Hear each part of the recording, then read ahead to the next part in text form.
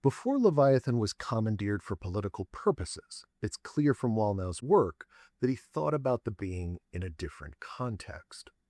Our window into this earlier time is a 2-disc CD set entitled Leviathan: How to Break Controlling Spirits in Your Life. The audio tracks that contribute to the series can be thought of as a framing narrative and original content. In the framing narrative, we have an older version of Wallnau that is recording sometime between January 2017 and May 2017, while a younger version of Wallnau delivers the original content related to Leviathan. In this younger version's take on Leviathan, there are no political or news references which I can detect.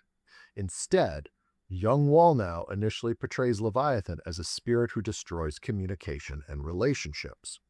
His description of the spirit's behavior is based off a supposed allegorical relationship between Leviathan and the crocodile. Like the crocodile, Leviathan metaphorically dismembers relationships of its victims by twisting and rolling.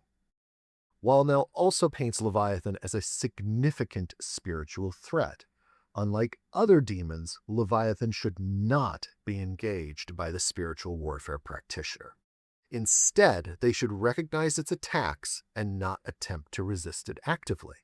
Continuing the crocodile allegory, he claims that the demon metaphorically breathes air like a crocodile who, quote, lives underwater for about 12 minutes, end quote, between times it surfaces. For Wallnau, the primary ritual that denies Leviathan the ability to surface is communion, a ritual that reinforces community inside the church and causes Leviathan to be exposed and judged.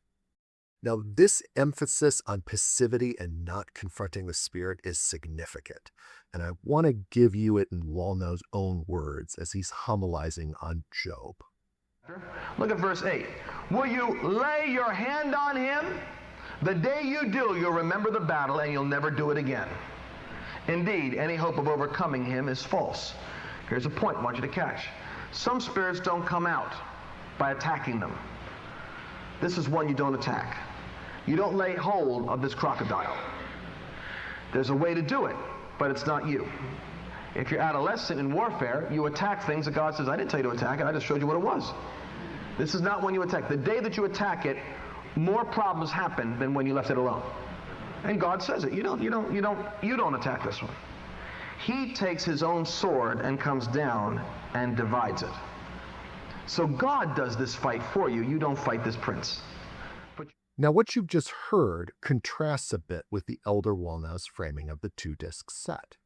For instance, in the beginning, he says, this is the story of an unusual spirit that is chronicled in its activity in Job and in Isaiah, referenced in Ezekiel, and discussed by David in Psalms as the force that was all day long twisting his words. And it so reminds me of the current political turmoil that I cover with the conflict between fake news and true news, because there's a spirit that is out to distort words in order to create log jams and dismember relationships, and it's called Leviathan. So while the younger Wallnau makes no mention of politics, the elder Wallnau is shifting the meaning of Leviathan from a being that threatens families and churches to an entity that creates fake news and political turmoil. In the next video, we'll look at the way that this framework for Leviathan that the younger Wallnau articulates becomes a method of the elder Wallnau to reinforce the status quo and maintain his prophetic authority.